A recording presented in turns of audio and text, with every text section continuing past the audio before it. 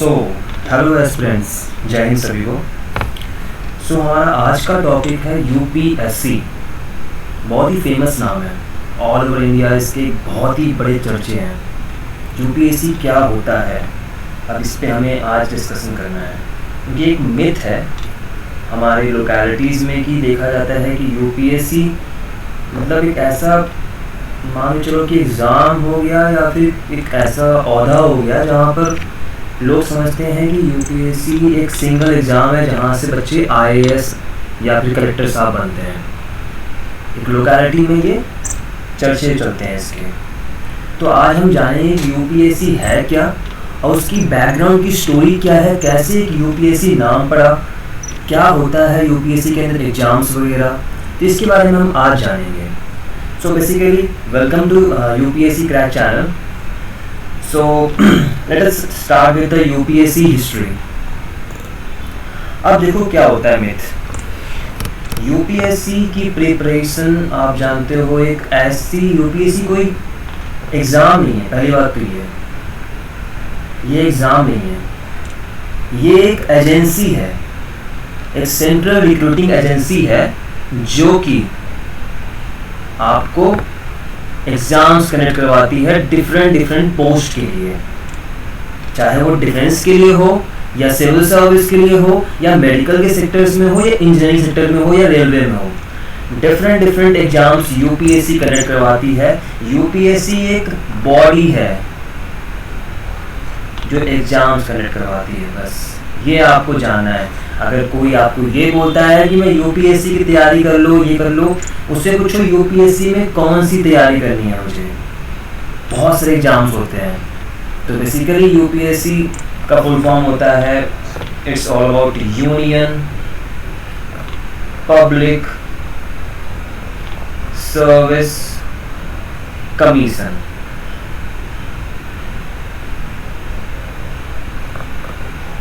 तो बेसिकली एक central body है ये, ठीक है। अब हम ये जानते हैं कि इसका मिथ क्या है। अब आप जानते हैं कि मिथ में क्या क्या होता है कि हम लोग जब अपनी लोकेलिटीज़ में जाते हैं तो पेरेंट्स बोलते हैं कि आप यूपीएससी की प्रिपरेशन करो। बहुत सारे बच्चे नॉर्थ इंडिया में हो गए जो बोलते हैं कि मैं यूपीएससी की प्रिपरेशन करने जा रहा हूँ दिल्ली। कोई बोलता है कि आप यूपीएससी प्रिपरेशन कर रहे हैं। क्या होता है यूपीएससी, कहाँ से ये शब्द आया और इसकी क्या है, इसके पीछे का हिस्ट्री, चलिए आज पढ़ते हैं। मैंने बेसिकली डॉक्यूमेंट निकाली है खुद के गवर्नमेंट साइट से यूपीएससी की। This is all about the background, जो कि अराउंड 2 पेज का बैकग्राउंड है वहाँ पर, कि कैसे एक सिविल सर्वेंट तैयार होता था इंडिया में सर्विस देने के लिए अपने। क्योंकि वो होता है क्या, सिविल सर्वेंट्स का काम क्या होता था कि बेसिकली उस लोकेलिटीज़ की, उस सराउंडिंग्स की एरिया में लॉ एंड ऑर्डर मेंटेन करना, वहाँ की ज़रूरतों को मेंटेन करना। बट ये स्टार्ट कहाँ से हुआ? It all started with east India company, जब यहाँ पर रूल करने आई थी। तो इसमें क्या होता था कि ईस्ट इंडिया कंपनी जो थी वो सिविल सर्वेंट्स को नॉमिनेट करती थी। मतलब जो सिविल सर्वेंट, जो अपने ईस्ट इंडिया कंपनीज में डायरेक्टर्स थे, जो कंपनी चलाते थे, वो एक यहाँ के लोकेलिटीज़ को मैनेज करने के लिए सिविल सर्वेंट्स वहाँ के जो इंडिविजुअल्स को अपॉइंट करते, नॉमिनेट करते थे। एंड देन आफ्टर दैट उनको ट्रेन किया जाता था हेली ब्यूरी कॉलेज लंदन में जो है। तो ये बेसिकली क्या हुआ, अब यहाँ ट्रेनिंग हुई, देन उसके बाद उन्हें इंडिया में अपनी सर्विस देने के लिए बेसिकली भेजा जाता है यहाँ पर। आफ्टर ऑल जब 1934 में, जब 1834 में आपको मैकुलस की रिपोर्ट आई, जो कि बेसिकली सिलेक्ट कमेटी है ब्रिटिश पार्लियामेंट की, उन्होंने एक कंसेप्ट उजागर किया कि हमें मेरिट बेस्ड यहाँ पर एग्जामिनेशन करवाने चाहिए। जो एलिजिबल कैंडिडेट होंगे वो वहाँ पर अपनी सर्विस देंगे इंडिया में। तो बेसिकली अब क्या हो गया, जो पहले हम लोग नॉमिनेट करते थे, अब यहाँ क्या हो गया, सिविल सर्विस के एग्जाम्स होने स्टार्ट हो गए। तो बेसिकली मॉडर्न सिविल सर्विस जो इंडिया में स्टार्ट हुआ था वो हुआ था 1854 में अंडर मैकुलेस रिपोर्ट में।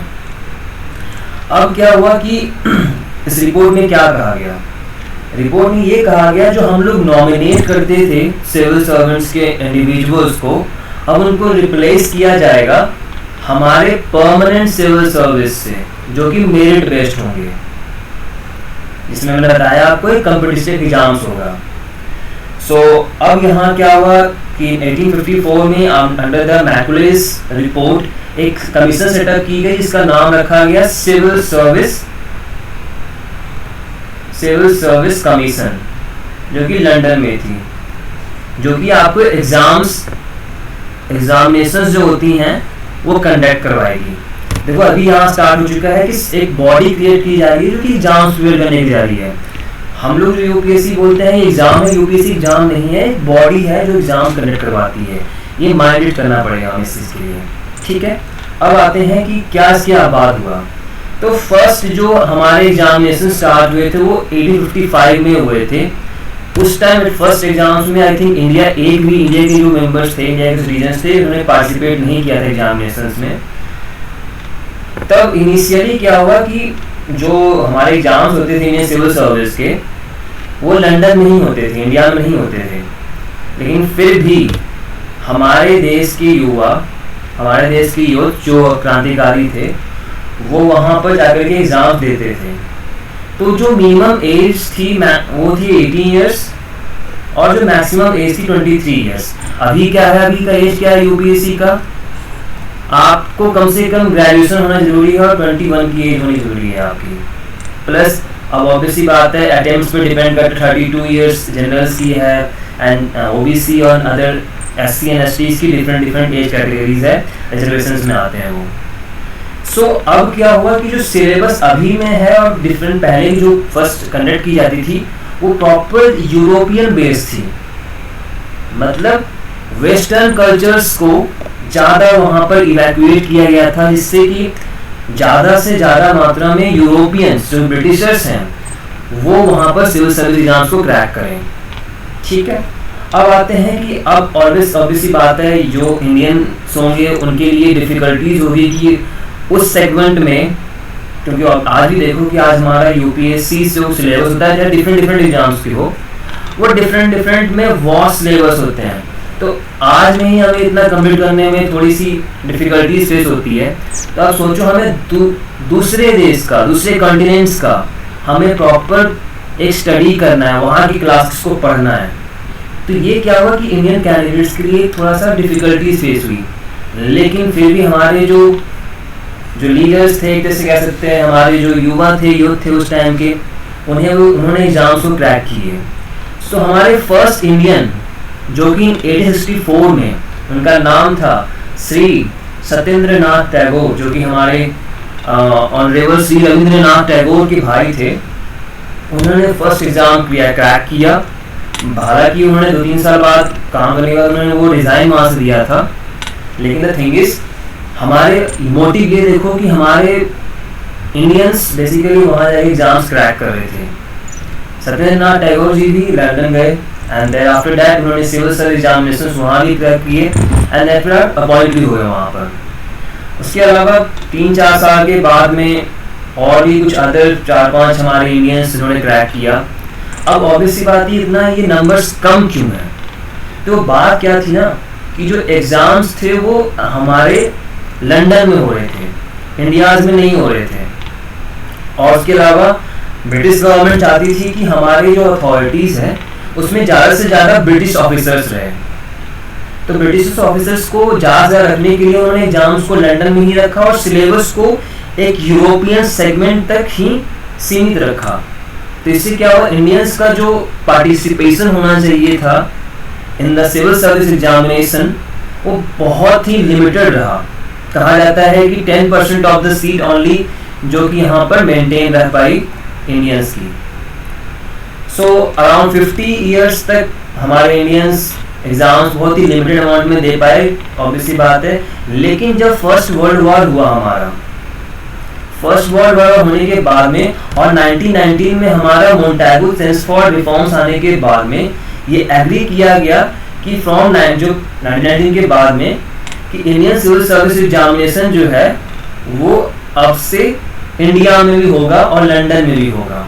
मतलब ये एक जैसे अपॉर्चुनिटी स्टार्ट हो चुकी थी हमारे देश के युवाओं के लिए उस टाइम कि वो अपना जो रोल है वो इंडियंस के सिविल सर्विस जो अपना एग्जामिनेशन में वो कर पाए। यही चीज़ें हुई स्टार्ट की, हमारे इंडियंस भी अब हमारे इंडिया में ही सिविल सर्विस एग्जामिनेशंस को देना स्टार्ट कर दिए। तो पहले इलाहाबाद में भी हुआ एग्जाम्स यहाँ सिविल सर्विस की, फिर दिल्ली में भी हुआ, और उसके बाद एक हमारा यहीं पर एक सेटअप किया गया कमीशन जिसका नाम था फेडरल पब्लिक सर्विस कमीशन। इसी का नाम चेंज करके यूपीएससी रखा गया था। Why federal? वो ऑब्वियस सी बात है, ब्रिटिश जो थी, ब्रिटिश की बहुत सारी कॉलोनीज थी, तो ब्रिटिश जो बाकी कॉलोनीज जैसे मान लो मैडागास्कर हो गया, आपको बर्मा हो गया, उसके अलावा अदर देन आपको मान चलो कि इंडोनेशिया में हो गया, जापान में हो गया, तो यहाँ क्या थी, इनकी कॉलोनीज थी। तो कॉलोनीज को वो फेडरल समझते थे। जैसे आज हमारा इंडिया है तो इंडिया के फेडरल्स में क्या क्या आते हैं, हमारे स्टेट्स आते हैं, तो ये हमारे स्टेट्स समझते थे। तो वहाँ के टून हमारे बेसिकली जो भी रूल्स एंड रेगुलेशंस थे वहीं से मेंटेन होते थे। तो अब क्या है, इन्होंने फेडरल हमारे को फेडरल पब्लिक कमीशन बनाया, एक कमीशन सेटअप की। इसमें हमारे इंडिया में ही इलाहाबाद में, दिल्ली में Indian civil service examination conduct होने स्टार्ट हो गए। इससे क्या हुआ कि ज़्यादा से ज़्यादा मात्रा में लोगों ने पार्टिसिपेट करना स्टार्ट कर दिया सिविल सर्विस एग्जामिनेशन में। ठीक है, अभी तक आपको क्लियर हो गया हो चार चीज़ों, क्योंकि ऑब्वियसली बात देखो एक बहुत सारी इसमें फैक्चुअल चीज़ें हैं, बट फैक्चुअल समझना नहीं है, हमें ये समझना है कि ये सिविल सर्विस एग्जामिनेशन जब लोग यूपीएससी बोलते हैं, इसके पीछे की हिस्ट्री क्या है, कैसे लोगों ने इतने हार्ड एग्जाम्स को क्रैक किया। अब सोचो आज इंडिया में रह करके इंडिया के सिलेबस को हमें पढ़ना है, लेकिन जैसे श्री सत्येंद्रनाथ टैगोर जी एक इंस्पिरेशन है हमारे लिए, उन्होंने यूरोपियन क्लासेस को समझ करके वहाँ लंदन में जाके एग्जाम्स क्रैक किए। तो ये नेक्स्ट लेवल प्रिपरेशन उन्होंने किया है। तो ये हमें एक तरह से अपॉर्चुनिटीज देता है थोड़ा इंस्पिरेशन लेने के लिए, हमारे जो फ्रीडम फाइटर्स थे फ्रॉम जो सिविल सर्विस एग्जामिनेशन के दौरान में। ठीक है, अब आते हैं नेक्स्ट। अब क्या हुआ कि अब आप समझ चुके हैं कि ये क्या हुआ, एक तरह से एक सिविल बॉडी बन गई। आप भी जानते हो यूपीएससी में, मैं आपको एक बैकग्राउंड बता दूं, यूपीएससी में एग्जाम होता है सीएससी, आपको भी बताता हूँ। अब हमने क्या सीखा अभी तक, यूपीएससी का एक बैकग्राउंड हम समझ रहे हैं। इसका पहले नाम था क्या, फेडरल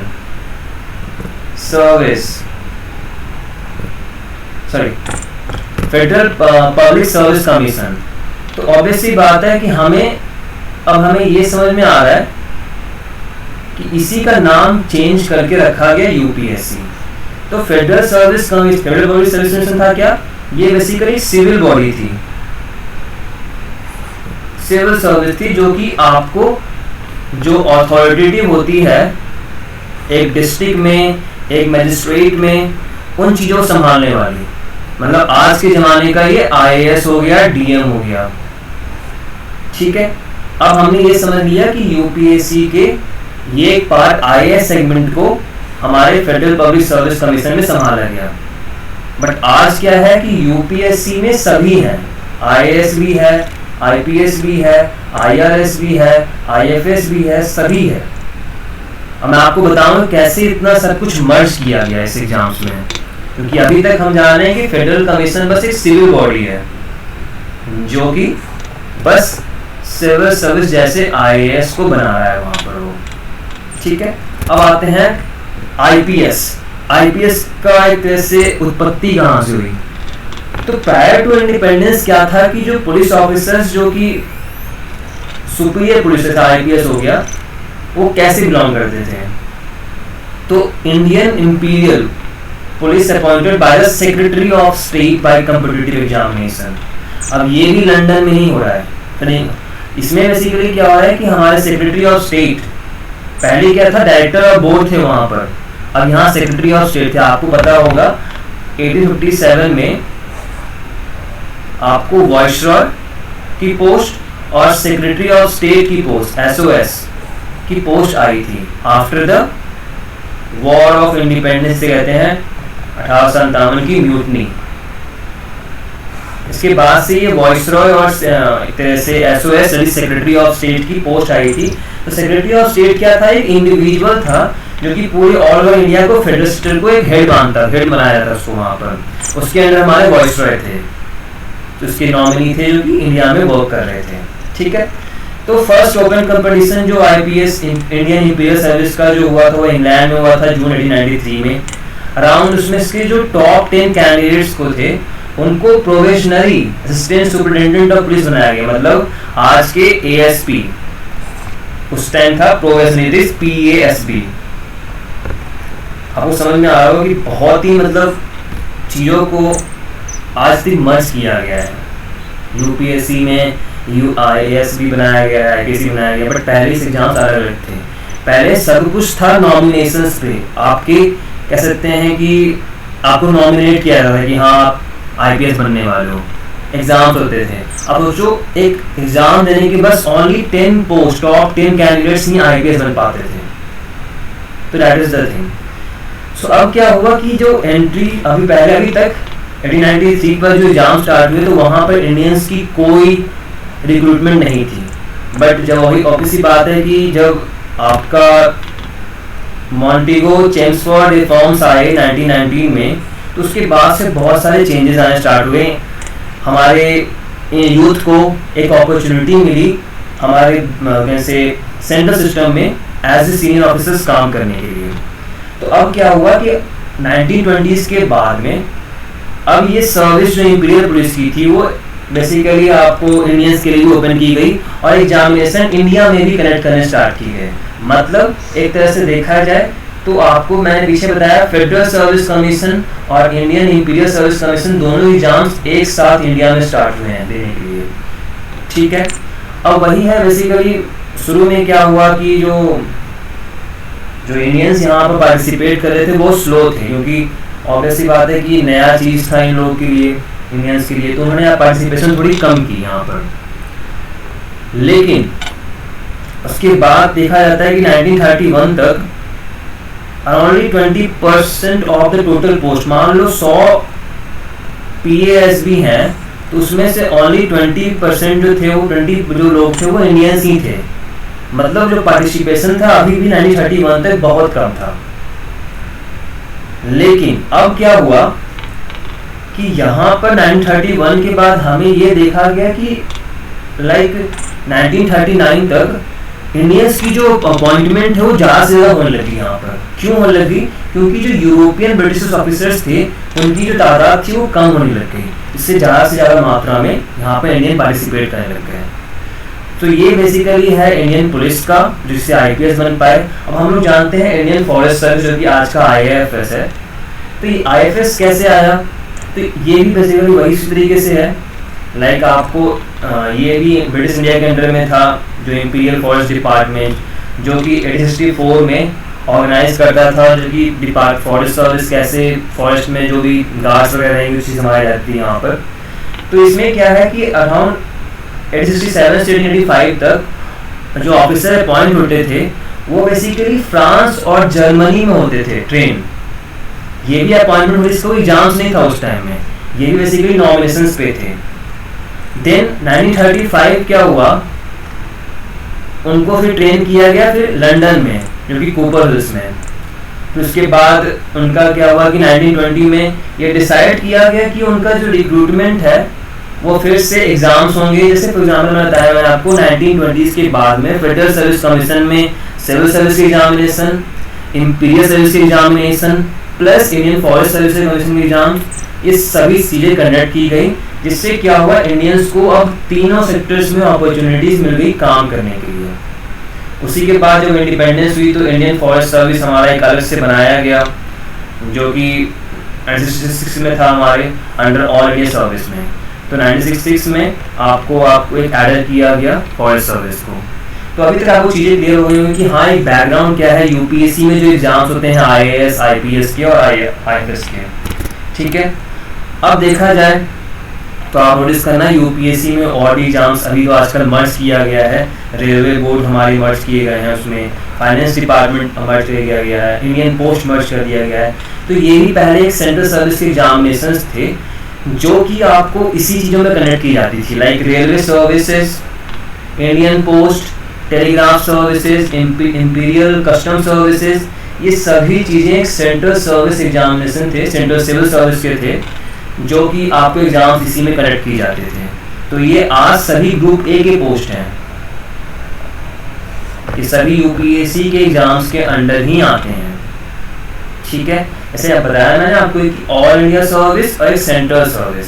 तो सेंट्रल सर्विस में ये आते हैं कि जो कि अदर डिपार्टमेंट्स को देखते हैं, एक डिपार्टमेंट जो लोकेलिटीज में है अपने, जो यहाँ के जनता को समझ रहा है, जनता के लिए काम कर रहा है, जनता के लिए rules and regulation law and order maintain कर रहा है, उनकी ज़रूरतों को पूरा कर रहा है। बट यहाँ क्या है, आपको बेसिकली ये सेंट्रल सर्विस में आते थे। ऐसे रेलवे क्या है, सेंट्रल के अंदर में आता था, जैसे आज भी क्या है, यूनियन लिस्ट आती है हमारी, कॉन्करेंट लिस्ट आती है, प्लस इसमें आपको स्टेट लिस्ट आती है। उस टाइम भी ऐसे ही था, ये सेंट्रल सर्विस में था, तो ऑब्वियसली बात है रेलवे सर्विस सर एग्जाम से कनेक्ट होते थे। तो दैट इज ऑल। कि अब इसी के बाद क्या हुआ कि जो हम कहते हैं कि यूनियन पब्लिक सर्विस कमीशन, जो हमारा इनॉग्रेशन जो हुआ कमीशन का जनवरी 26 में 1950 में, federal service public service commission था, वो बेसिकली अब कहलाने लग गया union public service commission, that is UPSC, मतलब एफपीएससी वो कन्वर्ट हो गया यूनियन पब्लिक कमीशन में। मतलब यहाँ के लिए फेडरल है, ब्रिटिशर्स के लिए, क्योंकि वो दूर इलाके में उनके लिए कंट्री क्या है, स्टेट है, बट हमारे लिए अभी कंट्री हो चुका है। अब यूपीएससी आ गया हमारे, अब उसके अंदर हमारे रहेंगे एसपीएससी, मतलब स्टेट पब्लिक सर्विस कमीशन। तो ऑब्वियसली बात है, अब हमारे लिए फेडरल क्या हो गया, हमारे लिए स्टेट हो गया फेडरल। तो हमारे लिए आर्टिकल 378 में क्लॉज 1 में members of union public service commission भी है, मतलब प्रॉपर एक आर्टिकल इसके लिए पार्ट 14 में ऑफ सम कॉन्स्टिट्यूशंस के ये मेंशन है, ठीक है। तो अभी तक आपको चीज़ें में क्लैरिटी हो चुकी होंगी, तो मैं आपको समराइज कर देता हूँ कि पहले क्या थे, नॉमिनेशन होती थी, नॉमिनेटेड बाय डायरेक्टर्स। फिर क्या हुआ, इनका मैकुलेस कमेटी के दौरान में, मैकुले कमेटी जो थी, उन्होंने 1854 में आपको क्या किया, इसके लिए सेंट्रल लेवल में एग्जाम्स कंडक्ट करवाने स्टार्ट कर दिए। मतलब अब जो है वो रिप्लेस कर दिया गया है आपके मेरिट बेसिस पर, लेकिन एग्जाम्स होते थे लंदन में। कैसे, सिलेबस क्या था, यूरोपियन क्लासिक था, मतलब वेस्टर्न कल्चर्स को ज़्यादा क्वेश्चन उसमें आपको दिए जाते थे। लाइक उसमें फिर क्या हुआ, 1861 में श्री सत्येंद्रनाथ बैनर्जी, उन्होंने क्या बोलते हैं कि क्रैक किया एग्ज़ाम। उसके अलावा भी और बंदों ने एग्ज़ाम सिलेक्ट किया था, लेकिन कहा जाता है कि जो इन्वॉल्वमेंट था टेनियस का बहुत कम था, क्योंकि ऑब्वियसली बात एग्ज़ाम भी लंदन में था, प्लस जो सिलेबस था यूरोपियन क्लासिक्स का था, तो ऑब्वियसली बात है जो पार्टिसिपेशन ऑफ इंडियंस बहुत कम हुए थे। लेकिन आफ्टर चेम्सफोर्ड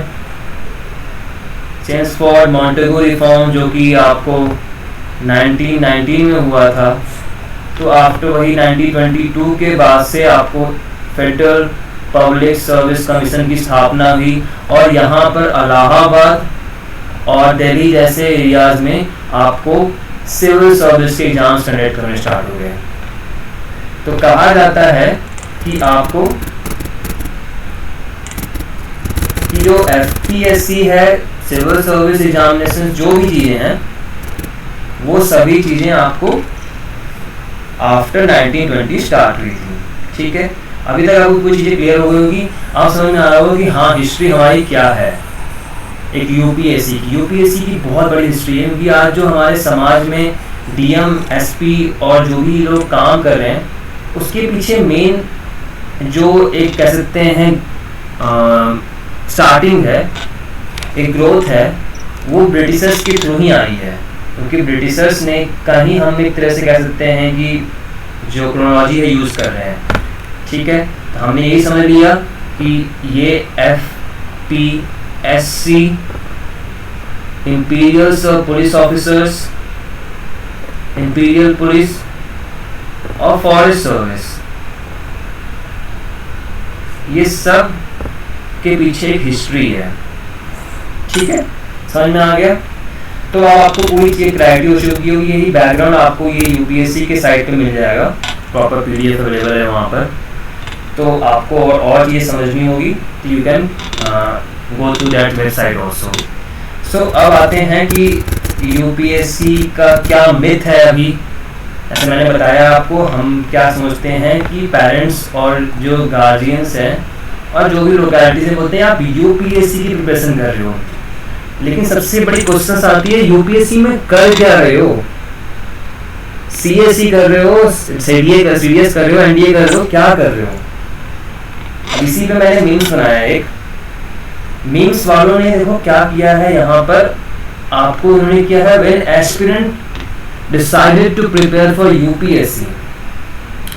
अब यूपीएससी में क्या,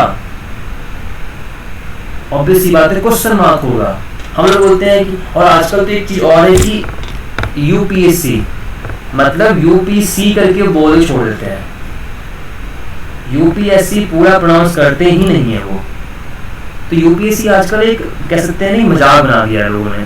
क्यों बना दिया है? क्योंकि हमें पता है कि जो एस्पिरेंट्स होते हैं उनको पता है कि यूपीएससी में बहुत सारे सेगमेंट्स होते हैं, बट एक लोकेलिटीज में हल्ला है कि यूपीएससी एक एग्जाम है। बट यूपीएससी मैंने पहले बताया इसकी एक स्थापना की गई है प्रॉपर ब्रिटिश एरा से लेकर के आफ्टर द इंडिपेंडेंस, और उसके साथ साथ उसमें डिफरेंट पोस्ट और डिफरेंट एग्जामिनेशंस कनेक्ट किए गए हैं। ठीक है, तो बाकी ये मीम्स अच्छे हैं क्योंकि ऑब्वियसली बात है एक जो यूपीएससी की चाहे कोई भी एग्जाम्स आप दो, कोई भी, वो बेसिकली एक लिमिटेशन से ज़्यादा ही होती हैं। आपको उसके लिए बहुत ज़्यादा डेडिकेशन, मोटिवेशन और प्लस इसमें आपको कंसंट्रेशन की ज़रूरत होती है। बहुत सारी चीज़ें हैं यहाँ पर, आपको अपने आप को हाईली मोटिवेटेड रखना ही पड़ता है। तो अब आते हैं कि टाइप्स ऑफ एग्जाम्स क्या क्या हैं यहाँ पर।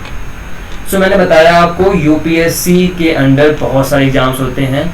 इसमें आपको कहा जाता है कि IRS, IPS, IFS, group A, group D, ये सभी एग्जाम्स आते हैं सिविल एग्जामिनेशन में। मैं यहाँ पर लिख दिया है आईएएस, बट ये आपको सिविल सर्विस में ही आते हैं सभी एग्जाम्स।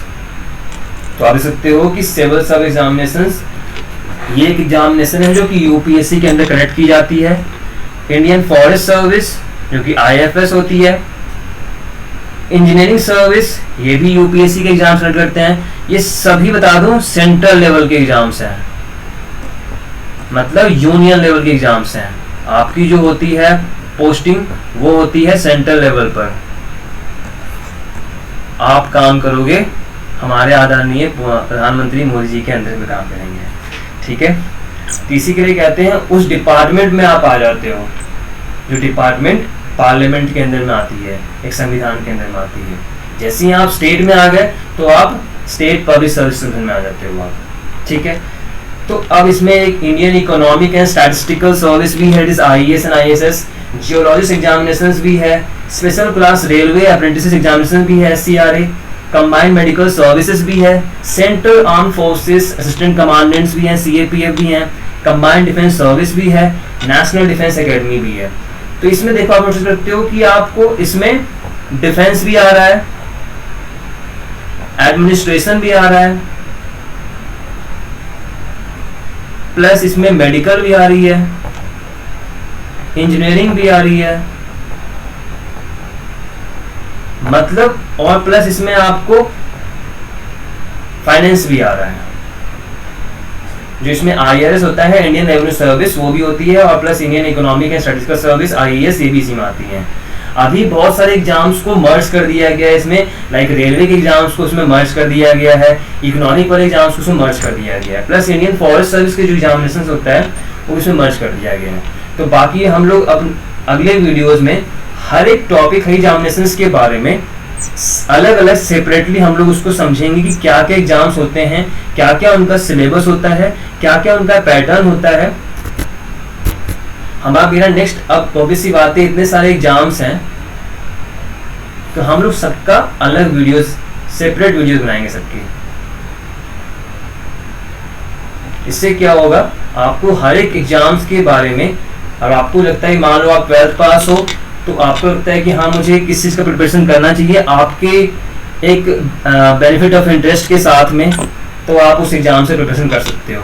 तो मैं सेपरेट वीडियोस प्रिपेयर करूँगा यूपीएससी, सीएससी का, आईएएस का, सीएमएस का, एनडीए का, सीडीएस का, और भी डिफरेंट एग्जामिनेशंस का। क्योंकि ऑब्वियसली बात है एक एग्ज़ाम से मान लो सिविल सर्विस एग्जामिनेशन है, उसके सिलेबस को ही आप अगर पढ़ लेते हो, कहा जाता है, तो 10% ऑफ द प्रिपरेशन आपकी वहीं हो जाती है।